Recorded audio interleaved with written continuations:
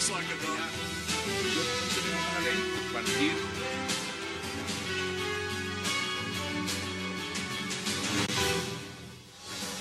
Bienvenidos a 360 grados, una visión global de la noticia, un espacio para debatir sobre todo lo que sucede en Colombia y en el mundo. Y hoy empezaremos 360 hablando de la crisis política venezolana, donde ahora Enrique Capriles formalmente pidió impugnar las recientes elecciones presidenciales y los resultados, ante lo que el presidente Nicolás Maduro reaccionó diciendo que hay un plan para desestabilizar Venezuela y asesinarlo, dirigido por el expresidente colombiano Álvaro Uribe.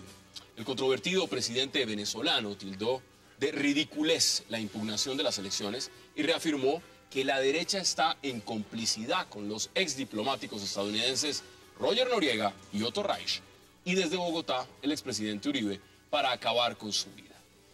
Hoy debate a la crisis en Venezuela. Y también hablaremos esta noche de la visita de Barack Obama a México y Centroamérica, donde la lucha antidrogas fue un tema principal. El presidente estadounidense se afirma seguirá en la cooperación de la lucha contra las drogas y podría darse un cambio crucial para reducir la violencia y el tráfico de armas. ¿Cuáles serán esos cambios de los que habló Obama? Debate en 360 y no se muevan, que ya en segundos le doy la bienvenida a nuestros invitados. Tienen planes para eliminarme físicamente. Esos planes los dirigen desde Miami y Estados Unidos Roger Noriega y Otto Reich. Y desde Bogotá, Álvaro Uribe Vélez. Uribe está detrás de un plan para asesinarme. Uribe es un asesino, Uribe. Yo ya tengo elementos suficientes de que él está conspirando. Y hay sectores de la derecha venezolana en comunicación con él para eso. Porque ellos dicen que si me sacan a mí del camino, ahí sí viene el caos, ahí sí viene la anarquía.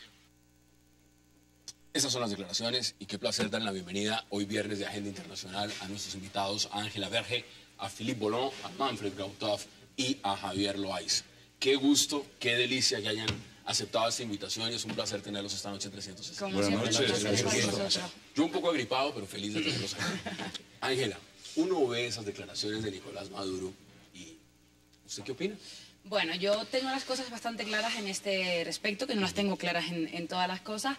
En principio nosotros podíamos debatir durante horas, semanas y meses de esas declaraciones. Desde mi punto de vista, darle más peso a las declaraciones de Maduro es darle la importancia que él quiere. Es decir, es básicamente una estrategia de desviar la atención de que en ese momento hay un caos y esta situación se le ha salido de las manos y él nunca pensó que eso pasaría a 2 semanas. De hecho, incluso he escuchado a opositores, a políticos opositores decir que echan de menos a Chávez. Imagínate, o sea, que echan de menos a Chávez porque la situación, no esperaban que esta situación tuviese lugar. Entonces, bueno, yo diría que todos echan de menos a Chávez. Sí, pues hasta el discurso, ¿no?, de Maduro, de decir que lo van a matar, eso lo hacía Chávez, lo decía con las mismas palabras. También tengo que decir que igual que, en fin, que me causa... No sé, quiero ser correcta, ¿vale? Quiero ser correcta y que no me saques de las casillas. Yo sé que usted va a ser correcta, yo no sé Javier. Vale, yo sí voy a ser correcta y voy a decir que bueno, que no me parecen aceptables y que no se lo cree nadie. Tampoco me interesa, sinceramente, o no creo que sea excesivamente relevante en este caso, la opinión del expresidente colombiano. Es decir, creo que es fomentar más ese debate y esa historia. ¿Y no debería que dar nos su quita, opinión? sí, pero que nos quita del foco, que es lo que pasa ahora y qué va a hacer Capriles y qué va a hacer el gobierno. Javier, ¿usted cómo lo percibe? Esto es directo, señor Roger Noriega, señor Otto Reich y el expresidente. Empezando porque dice que es una cosa construida desde Miami y Otto Reich y Roger Noriega viven en Washington. Los dos están en Washington. Sí, de modo que el pajarito ahí falló. En geografía no le... Sí, no le la dio explicación, geografía más o menos el dónde tipo queda. no ha aprendido de eso. Empecemos por ahí, pues. Esto es el victimario victimizarse. Victimizarse. Es toda esa ordalía, esa tropelía, toda esa manera como están tratando de avasallar y aplastar a la oposición, el binomio terrible de Maduro y Diosdado, pues es tratar de mostrarse como las víctimas ahora para tratar de suavizar un poco que la situación no se les acabe de salir de las manos. Yo no creo, como dice Ángela, que se les salió de las manos, no se les ha salido de las manos. Están enfrentando problemas y tienen perfectamente claro que lo único que tienen que hacer es tratar de aplastar a la oposición. porque... ¿Esto le sirve de excusa para hacerlo? Es decir, Sí, esta claro, argumentación claro. de decir quién No, es la derecha fascista. No, a ellos no les sirve de excusa, a ellos les sirve de excusa cualquier cosa. Y sin excusa, ¿tú crees que Diosdado se ha sostenido en algún argumento para excusar? Pero después de lo que vimos en la Asamblea Nacional. No, sencillamente he dicho, no, es que aquí nadie habla sino, y punto, es porque yo lo decido y porque yo lo digo y punto.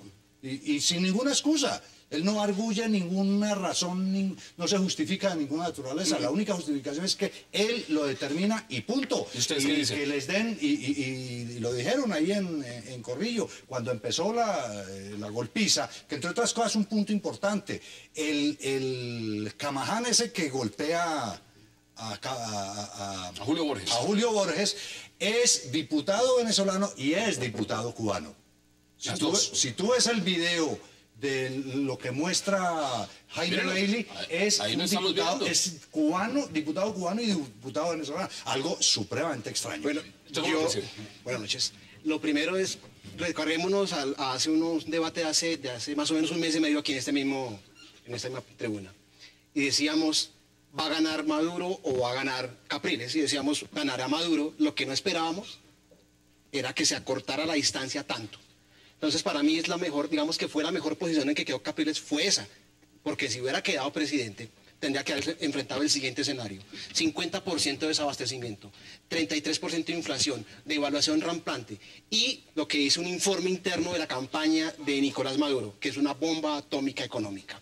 Es el peor escenario, entonces hubiera sido... lo Y peor. legislativa, vea las imágenes, y ahí Esa- está el señor. Bueno, está pero legislando los golpes. tú en un programa de esos dijiste que ganaba Maduro. Yo dije, Sí, gana ganaba. Capriles, pero no le entregan el poder, que es lo que ocurrió. Pero, Mira. pero parándolo ahí, y es, ¿qué va a suceder? Y uno esperaría, un análisis que se hace es, ¿cuándo debería rebotar el régimen y caer brutalmente?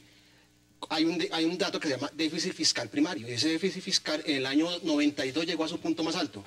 Hizo una curva larga, y vuelve a estar en ese mismo punto en el año 2016. Yo veo que todo esto que está sucediendo acorta la distancia a que la crisis sea ahora. Pero vamos al punto. Una cosa es el escenario en Venezuela y lo que va a pasar en Venezuela. Pero, Filipe, que el señor Maduro, que ha dicho que le hablan los pájaros y le dan instrucciones de gobierno, que a pesar de lo que está pasando, está el antecedente de lo que ocurrió en la Asamblea Nacional de Venezuela. La señora María Corina Machado la golpearon enfrente del señor Diosdado Cabello y le fracturaron la nariz en 4 partes. Y ahora encontramos a un señor presidente diciendo, es que a mí me van a matar desde Miami. Un Pero lleva expresidente tiempo colombiano La teoría- y estadounidense. La teoría del complot ¿Esto qué es? la teoría del complot es utilizar bien las recetas. Antes era justamente George Bush atacando a Chávez, ahora lo buscan más cercanos, entonces continúan con esa teoría, es decir, que están tomando el pueblo venezolano, pero para mí de los dos lados, no Pero solamente ¿sabes qué también la pasa, oposición. Filipe? Que antes le funcionaba a Chávez y ahora no le funciona. Hay que, Chávez ver, cae. hay que ver si no le funciona, es decir, que hay que Si ver antes, si no le era, si funciona. antes era 49% a favor de Capriles, yo no creo que sea 49, puede ser mucho más. En este Ahí momento está la yo creo diferencia. que les interesa a los dos, es decir, que la oposición en este momento tomar el poder sería estúpido, entonces no es el mejor momento Pero para ¿cómo lo va a tomar tomar el si no poder. tiene el apoyo de los militares? No puede.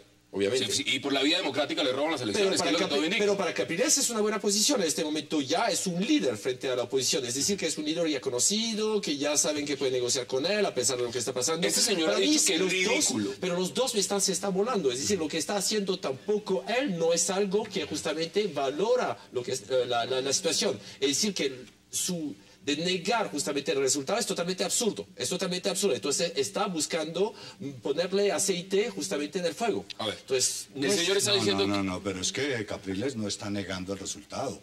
Todo lo contrario, Capriles lo que está es reclamando que se muestre el Pero resultado ¿en qué real. país de América Latina sabemos que la situación es clara? Hasta No, vamos a hablar de México, perdóneme. dentro de poco Después de México fue tener igual. el control de la Corte Suprema, la autoridad electoral, interpretar la Constitución a su antojo. Es una después dictadura, de- es una dictadura, estamos de acuerdo. pero Es una dictadura. es que un Después de momentico. que se monta todo un tinglado y todo un aparataje para que las elecciones, lo hemos dicho muchas veces, es que una esencia de la democracia es que haya reglas ciertas para resultados inciertos. Eso lo sabes tú, y eso se no lo es enseñan tú democracia. Yo a los siempre alumnos. digo, no. Y resulta que cambian porque ¿cómo vas a dar un Sí, argumento pero, distinto? no, lo que es- Por no estoy Dios. diciendo eso. Yo siempre... tú eres un científico, Sí, espera, siempre político, por Dios.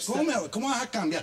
Los tipos cambian No, la no, regla, cambia. cambian la ecuación de reglas inciertas para resultados ciertos. Y tú vienes a decir ahora, pues, a validar Ya le doy la palabra. No Sí, valide, es decir, que es una dictadura, lo sabemos. Es decir, que esos resultados para Pero mí... es una estas personas- dictadura legitimada por los gobiernos de América sí, Latina. claro, por Eso los es otro tema, eso es otra señores, cosa. eso es otro tema. Mire, veamos Ahí declaraciones estamos. justamente de Eso es Enrique otro Capriles al respecto.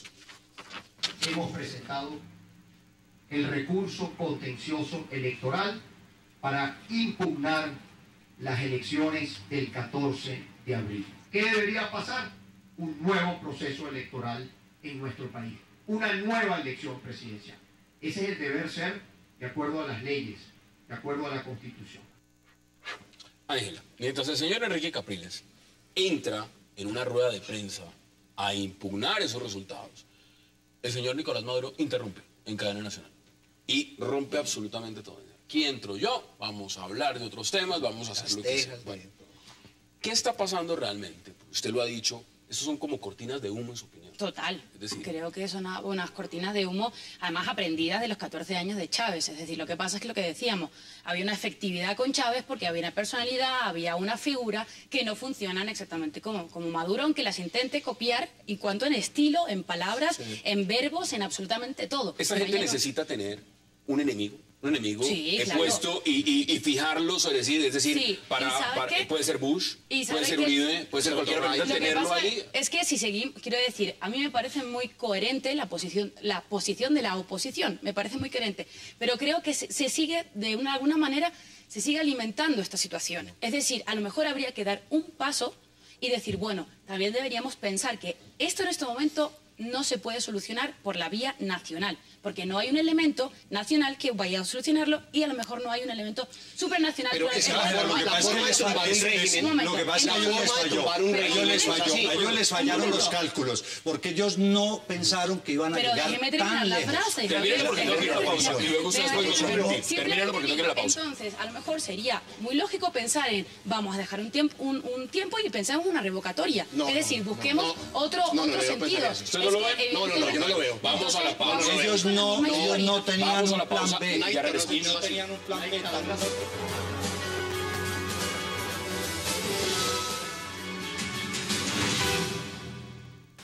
Esos planes los dirige Según el mandatario venezolano, hombres armados estarían listos para ingresar a Venezuela desde una zona selvática para lanzar un ataque en su contra. Detrás de este plan estaría el expresidente Álvaro Uribe Vélez, apoyado por la derecha de este país y opositores radicados en Miami. porque ellos tienen planes para eliminarme físicamente. Esos planes los dirigen desde Miami y Estados Unidos Roger Noriega y Otto Reis.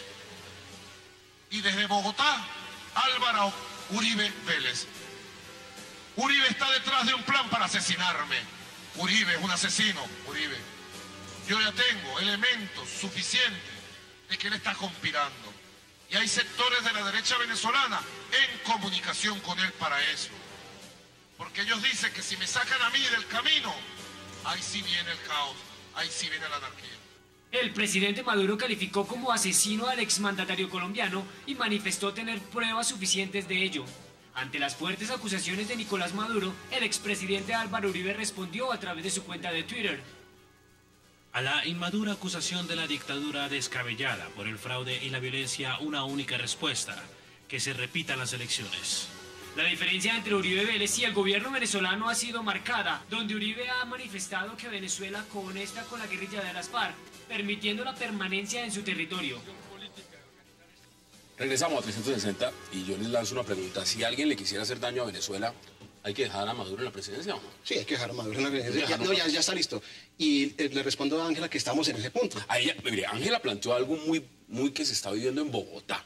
Tema revocatorio y lo demás. Aquí es bonito eso aquí, que estoy en Bogotá. Es ¿O no lo ven? No lo veo. O sea, No es bonito, es una uno opción. tiene que coger, cuando hay una dictadura, ahí es que sacudirla y apretarla más. Y hacer lo mismo que hace la dictadura. Y lo que hace Capriles. Pero es que estamos combatiendo una dictadura. Y Capriles ha sido muy inteligente, supremamente racional, frío, tranquilo, y sigue moviendo el árbol hasta que se caiga. Es que toca moverlo así. La dictadura no, o sea, ¿cómo vamos a salir? Si se retira Capriles, se va a Miranda y sigue gobernando, baja la ola y se empieza la consolidación otra vez de este gobierno dictadura cubano que hay en Venezuela. Eso no puede ser así, eso tiene que ser de otra forma y es moviéndole más fuerte el piso a Maduro. Usted ponía y que ayuda a un tema que es clave verlo en la perspectiva de lo que significa la presidencia de Nicolás Maduro.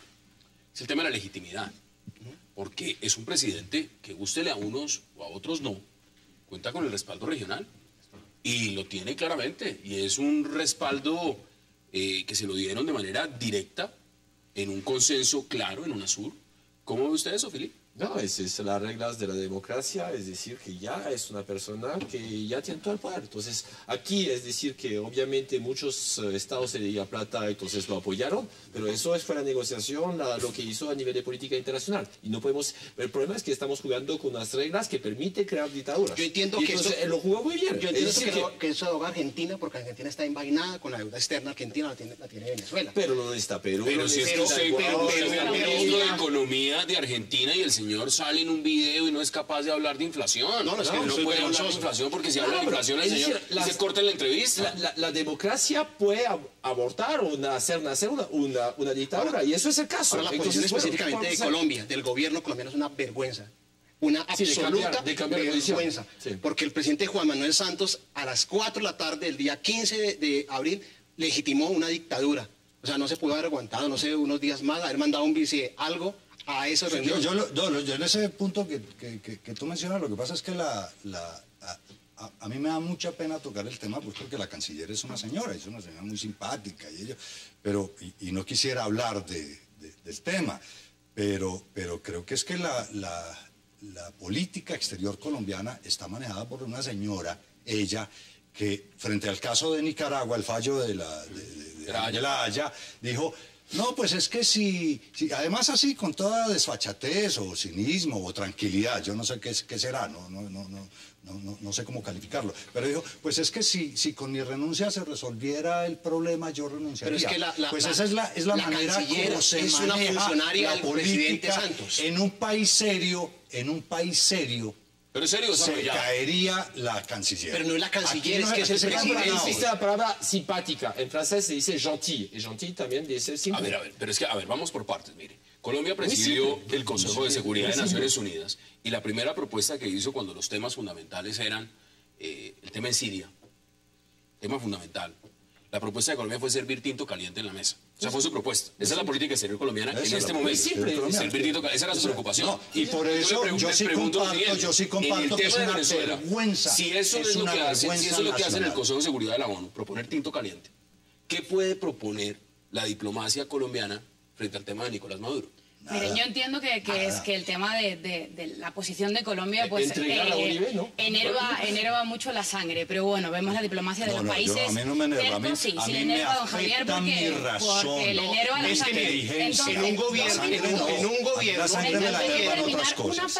hacer una frase desde el principio hasta el final, nada más, señores. Luego ustedes se meten conmigo, pero déjenme terminar la exposición al menos.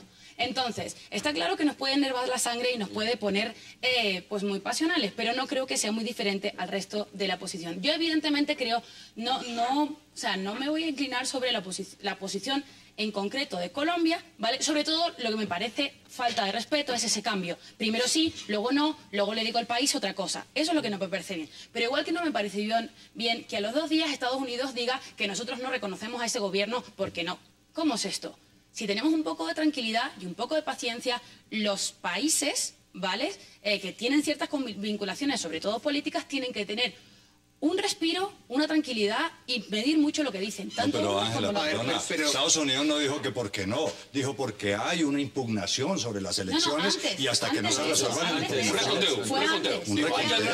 Si no hay reconteo, no reconocemos. Que hacía Santos viajando a medianoche si no hay reconteo, no reconocemos. Mire, también habló Jorge Rodríguez, justamente frente al tema de la impugnación de Enrique Capriles. Veamos qué dijo.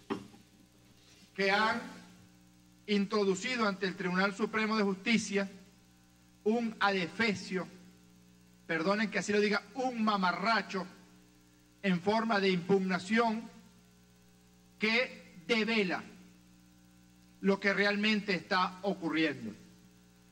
Un fraude continuado a la Constitución, a las leyes, a las instituciones de la República y a la democracia venezolana. Eso dice el jefe.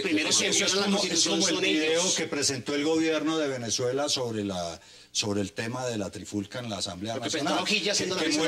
Que muestran a Borges con un maletín y con algo. ¿Y qué era? Porque les toca a escondidas para poder sacar una pancarta porque no los asesinan, por Dios. Philip, no, de acuerdo. No, el problema en este momento es decir que yo no estoy de acuerdo de sacudir justamente el árbol sea la mejor solución, sí, porque está sacudiendo al pueblo de Venezuela que está tomando de marango, ¿Cómo cree que va a ir Maduro? ¿Lo va a entregar mañana al poder y nos va a ir por la democracia? No, pero si realmente... ¿Se cree que es Francia? A ver, un momento, espera. Si hubo tan poquito diferencia de votos, sabe que continuando el trabajo pueden lograr algo. Entonces hay que esperar. El problema de sacudir al árbol en este momento puede ser un peligro, porque justamente ya en este momento buscando un enemigo, hablando de complot, entonces la mente de la gente, si son tan simple como la canciller aquí, puede ser peligroso. Entonces aquí yo veo justamente un peligro que puede pasar. No estoy hablando de una guerra civil, pero justamente que familias... Yo sí veo una guerra civil, sí lo veo. Pero mire, vamos por partes. Acá hay un elemento. Ustedes todos recuerdan el por qué no te callas. ¿Por qué no te callas? Yo sí lo recuerdo bien. Fue en la cumbre de Chile. Hasta ahí ¿Por qué no te callas se da cuando justamente empieza un ataque directo de, en ese momento, el presidente Hugo Chávez a hablar mal de José María Aznar? Sí. Y sale claramente el presidente Zapatero y dice, un momento, podrá ser el del PP y yo del PSOE, pero él fue el presidente de los españoles, yo represento a los españoles y salgo en su defensa. Es un tema de dignidad. En este caso, y perdón por la gripa, están diciendo que un expresidente colombiano está buscando asesinar al presidente de Venezuela.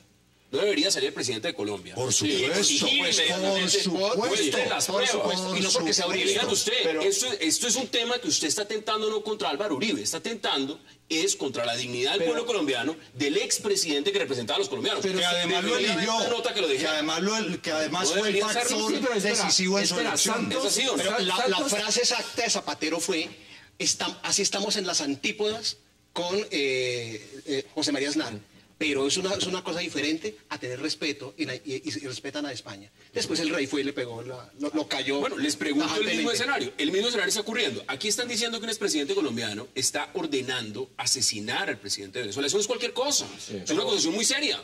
¿Qué va a hacer el gobierno colombiano frente a esas declaraciones? Porque hasta el momento no ha dicho nada. Pues así como fue de veloz, lo que está claro, muy claro, no solo para Colombia, sino para toda América Latina, no es, como decía Philip, con todo respeto, le digo, no es que son las reglas de la democracia, es que quedó claro que vale más un petrodólar, estoy hablando de un dólar petrolero, no del petro aquí del incompetente, no del incompetente ese de Bogotá, no el petrodólar, ¿sí? De Venezuela vale más que un voto de un ciudadano libre, porque no existe ciudadano libre en Venezuela.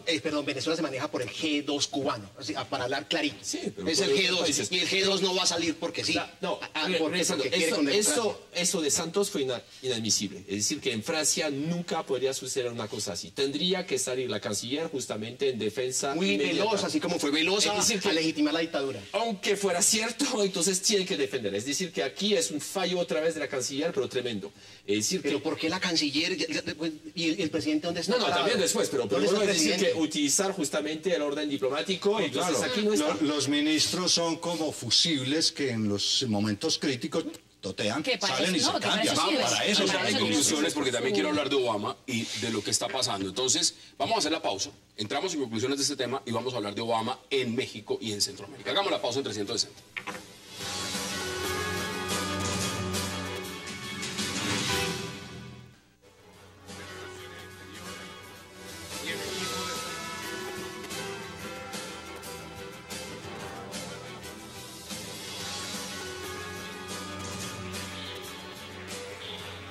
Regresamos a 360 y vamos a las conclusiones.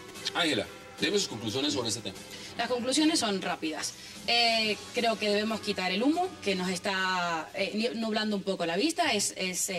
Pues en este caso la estrategia del gobierno de Maduro. Creo que con estas declaraciones lo que intenta es enturbiar el ambiente. El ambiente está suficientemente turbio. Recordemos que hasta ahora han habido 8 muertos, 60 heridos y hay más de 200 personas presas. Yo siempre lo repito porque para mí es un dato importantísimo. Entonces me interesa saber qué es lo que va a pasar ahora. Sigo pensando, en contra de toda la mesa, que una solución no sería combatir un sistema con el mismo sistema, sino con la democracia. Y creo que cada vez Capriles va teniendo más opciones de eso. Filip, conclusiones, brevemente. No, eso es excepcional, es muy bueno para Colombia. Es decir, que ahora la gente, es contrario a lo que está diciendo, yo creo que Venezuela puede volver a saltar de nuevo y estar justamente económicamente bien con todo el petróleo que tiene.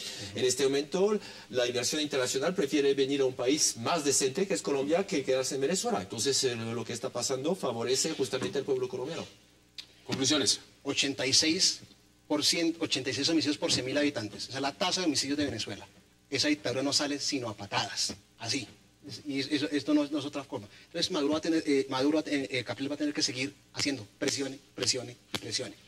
Demos conclusiones, Javier. No, la insistencia de la oposición en mostrar la ilegitimidad y el robo y el fraude que hubo en las elecciones está llevando a ese par de señores que son unos energúmenos, unos patanes, a esos niveles de exasperación y esos niveles de agresión que pueden terminar generando un problema muy grave en el país. Y decir que es que hay gente entrenada en el monte para matarlo a él es el que tiene gente entrenada en el monte, tiene la guerrilla colombiana, se supone que... No solo eso, las milicias bolivarianas están armadas. Más las milicias bolivarianas. Bueno, sí. No, que el tema es bien simpático. Vamos a hablar de Obama. Porque Obama fue a México a encontrarse con el señor Enrique Peña Nieto. Y en Costa Rica, la señora Laura Chinchilla y los presidentes centroamericanos.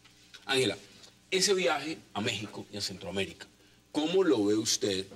¿Qué tan importante es, no solo en los intereses de los Estados Unidos, sino en los intereses de la región centroamericana y de México? Yo creo que es un viaje que se debía. Se debía básicamente por la cantidad de votos latinos que tuvo Obama en las últimas elecciones, que evidentemente ese y el voto femenino fueron fundamentales. Entonces yo creo que es una forma de pagar, y entiéndeseme bien, pagar esa confianza que muchos mexicanos, sobre todo, y centroamericanos han puesto en Obama. ¿Qué significa esto? Bueno, yo cuando escucho hablar pues muchos políticos de alto nivel de vamos a trabajar conjuntamente, vamos a inventar tema de narcotráfico, tema de seguridad, pues sinceramente el escepticismo me puede porque es absolutamente muy difícil. Entonces entiendo que Obama está luchando en un Congreso por un tema de una política de migración que los republicanos están reprimiendo mucho y que Peña Nieto, por otra parte, está tomando una posición como más tibia en ese tema que la que tenía Calderón. Entonces tengan en cuenta que a lo mejor en este momento México tiene una posición más fuerte para poder hacer más presión, al menos en dos temas, que es narcotráfico, porque en México está la ciudad más peligrosa de toda Latinoamérica y es una democracia. Entonces creo que es suficientemente importante para tenerlo en cuenta. Tema de narcotráfico, tema de seguridad y tema de migraciones. Acá hay un tema. El presidente Obama en este momento está llevando en la agenda estadounidense algo que es vital para Centroamérica. Uno es el tema de la reforma migratoria. Y el otro tema es el tema del control de armas. México ha alegado que los dos son fundamentales dentro de sus intereses. El señor Peña Nieto también ha dicho que no quiere una agenda monotemática con los Estados Unidos. Filip, ¿se puede salir de una agenda monotemática cuando los puntos claves en la relación entre esos dos países son inmigración, narcotráfico y comercio? Esos son los puntos. Bueno, no hay más. Para eso, pero hablando de esos dos países, están íntimamente enlazados, es decir, que México depende 100%, o sea, 80% de Estados Unidos. Es decir, que es súper... Pero porque le apostó a eso. Le apostó al NAFTA, le apostó a su integración con los Estados Unidos. Eso fue lo que le apostó. Sí, pero está totalmente amarrados. Es decir, que es una necesidad en este momento. El tema de inmigración que se estaba negociando en Estados Unidos, eso es un tema. Yo estoy de acuerdo que Obama está en discurso de campaña. Entonces está pagando su campaña, está en discurso de campaña, la forma de expresarse. Pero en este momento, es decir, que el tema de las armas, el tema de la droga, que en este momento es un problema, porque justamente México se está retirando un poquito de los acuerdos que tenía con Estados Unidos, entonces Obama llegó para tratar de reenlazar, porque México ya quería salirse de unos acuerdos. La política de la región, vamos a ver qué pasa, pero es decir, que si esos dos países, sí, justamente logra modificar las reglas del juego en este momento, puede ser valorado. Aquí, Ángela, puedes ver que justamente las democracias no funcionan. Un país democrático es... Las es que siempre nos fijamos en Venezuela y luego tenemos un Acapulco, un norte de México donde vemos la violencia increíble. Hay un fallo en la democracia. Como digo, las reglas del juego de la democracia actual no funcionan. ¿Le interesa Obama Centroamérica y México o no le interesa? Normalmente a Estados Unidos, América Latina no le interesa. Es, como siempre se dijo, el patio trasero. A Obama le interesa ahora hacer un guiño desde el punto de vista el voto hispano y le dio la presidencia. Le dio la presidencia, pues se fortalezca en torno de él, y por supuesto que viajar a América Latina, eso se ve como una respuesta. Ahora, es que Estados Unidos también está en problemas. Estados Unidos tiene un problema económico muy serio, y precisamente el enfoque que le dan a las reuniones que salga del tema, como lo había planteado Calderón, que era el tema de seguridad y narcotráfico, y vayan hacia dos temas. Un tema que le interesa a Obama, que es el tema migratorio, y que le interesa a México porque un porcentaje muy grande de los 11 millones de ilegales es mexicano, el mayor porcentaje, más de la mitad son mexicanos. Entonces le interesa a México. Sí, todos pasan por México. Todos pasan por allá. Entonces, el tema migratorio es uno de los temas. El otro es el tema de seguridad, que por supuesto no lo van a cerrar y no lo van a acabar. Tráfico de armas y droga y toda esa cosa. Pero hay un tema importante, y es que en este momento México económicamente tiene una posición bastante favorable. Sí. México tiene una gran inversión internacional, inversión directa internacional, y para Estados Unidos es una forma de ayudarse, y lo que está proponiendo el Estados Unidos a Peña Nieto es que fortalezcan el tema económico para convertirse en el bloque económico más grande y poderoso del mundo. A ver, lo que ha pasado desde NAFTA hasta este punto además que está cumpliendo 20 años el NAFTA. Que es que la relación bilateral se ha duplicado. O sea, pasaba de 33.000, pasó a casi 66.000 millones. Entonces, sí, pero vimos también que llega a Estados Unidos a estar en crisis y el primer afectado es México. Claro, evidentemente, porque es un efecto contagio que se genera y es parte del comercio mundial. Pero la primera cosa a mirar es: Barack Obama viene de visitar el Medio Oriente y después gira los ojos sobre América Latina, tardíamente. Es el presidente que... ¿Qué hizo el Medio Oriente? Pues hizo una reunión, hizo unos acuerdos, hubo unas ventas de armas. Vamos por el tema puntual. ¿Hizo algo relevante en su viaje a Medio Oriente, o va a ser relevante esta visita, o son, como dice Ángela, estos son visitas? Pues básicamente allá afianzó alianzas con sus aliados. Y aquí en Centroamérica, pues no es nada del otro mundo. O sea, realmente es muy insulsa la visita, porque es que es el presidente que más ha estado lejano de América Latina, creo que en los últimos 30 años. Ver, es el más lejano. Centroamérica en este momento, lo están diciendo, Ángela, está dividida. Empezando que Costa Rica, Nicaragua están enfrentadas. Empezando que la legitimidad de lo que está pasando, por ejemplo, muchas veces entre Guatemala y México, tema fronterizo y tema de lo que significa el narcotráfico, que no han podido colaborar juntos para combatir. Panamá, dentro del marco de lo que ha representado con Martinelli, políticamente se considera que es una derecha, mientras que Nicaragua es una izquierda. Dicen los analistas, Centroamérica no está unida, está fragmentada. ¿Puede la visita del presidente estadounidense? No, pero no está fragmentada como Sudamérica. Yo les pregunto, ¿puede la visita del presidente estadounidense marcar un consenso en la región? No. No lo puede hacer. Yo creo que el problema gravísimo de Centroamérica... grande. Es decir, hace esa visita a Costa Rica básicamente, y desde mi punto de vista, por una cuestión de seguridad. Es decir, Obama no se va a meter en un país como Honduras ni como Salvador por los problemas tan fuertes de seguridad que tiene. No creo. O sea, a lo mejor la visita de México sí tiene unos fines más económicos, como decía Javier. Sobre todo yo creo que el tema de la migración, los migrantes son irregulares, no ilegales, nunca somos ilegales, somos personas irregulares en tal caso. Entonces, el de Costa Rica es ese guiño a Centroamérica, y creo que fue una especie de excusa de, ya que estoy en México, voy a Centroamérica y hago ese guiño. Pero creo que el tema de Costa Rica es eso, un guiño. Sí estaba hablando, por ejemplo, estaba viendo por la CNN esta tarde la rueda de prensa que estaba dando Obama, y estaban hablando pues temas muy puntuales, tema de educación, tema de producción de gas. Pero de consolidación de la región ni se atrevieron, ni él, ni la presidenta, ni Chinchilla. No se atrevieron a hablar de ese programa. O sea, se atrevieron a hablar de las relaciones, de hablar inglés, de la necesidad del gas líquido, pero realmente como consolidar esa región, ninguno de los dos se atrevió. Tengo que ir a la pausa y entramos en la recta final de este tema. Hagamos la pausa en 360.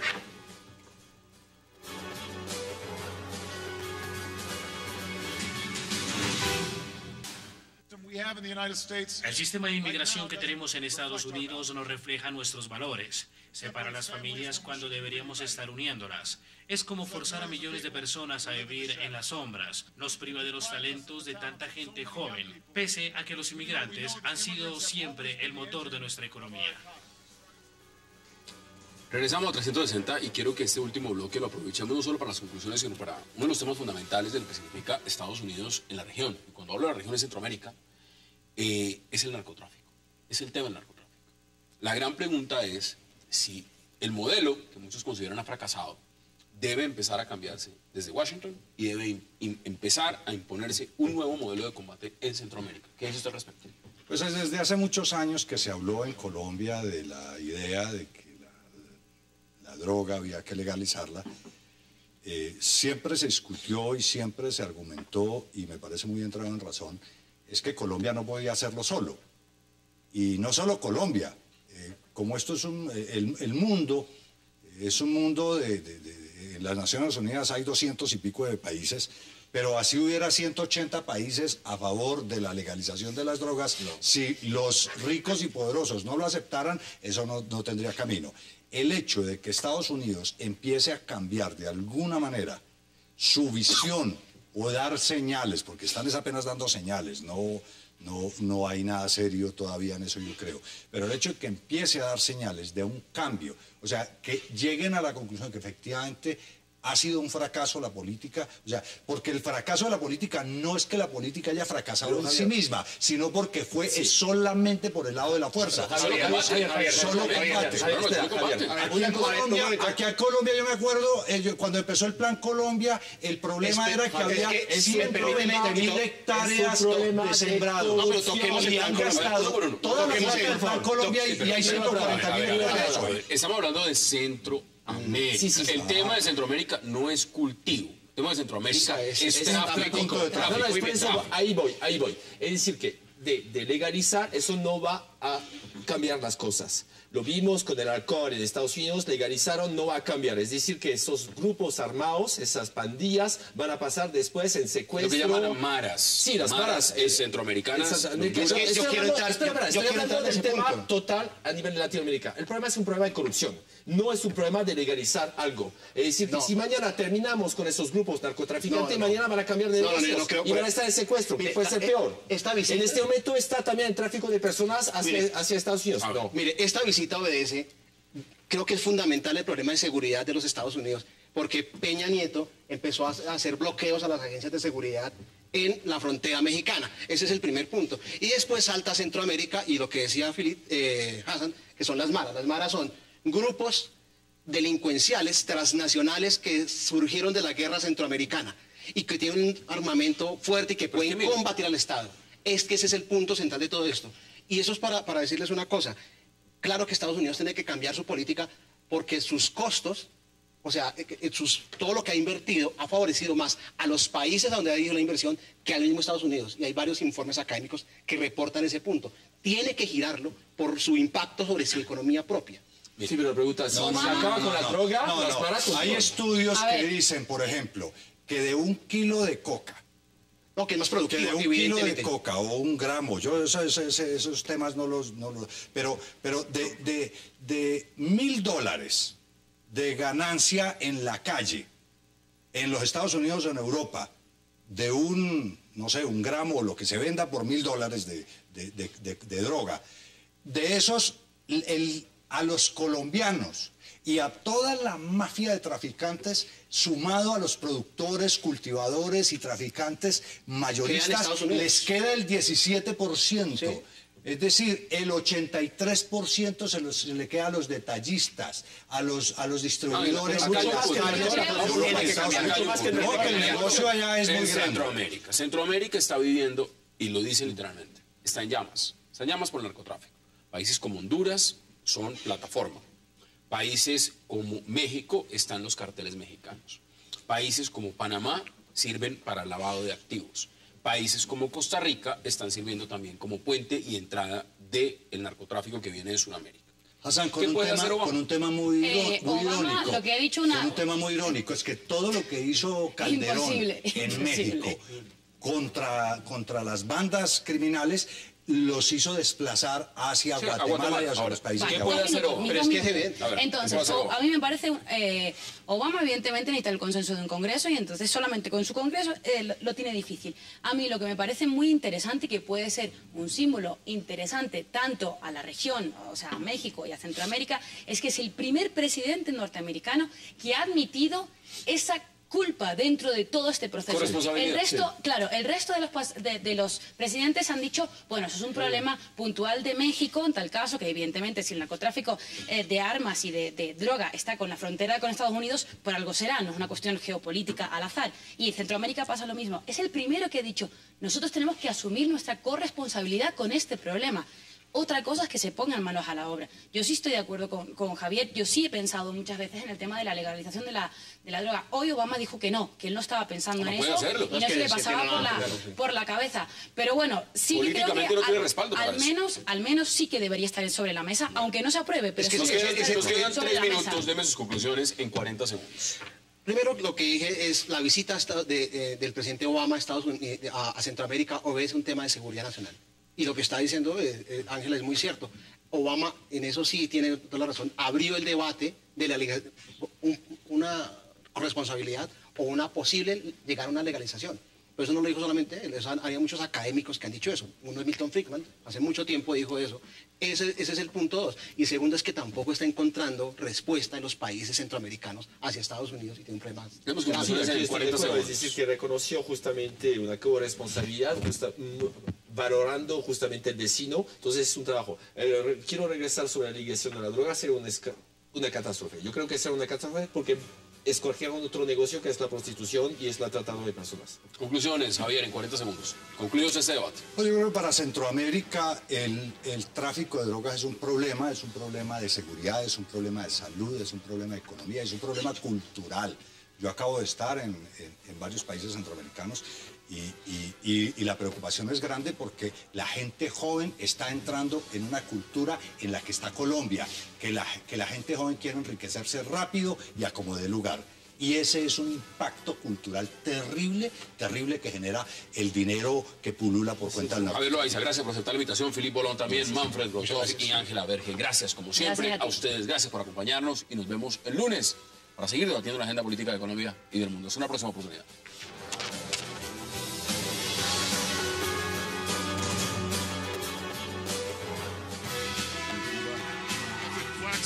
Nosotros tenemos una ley, partir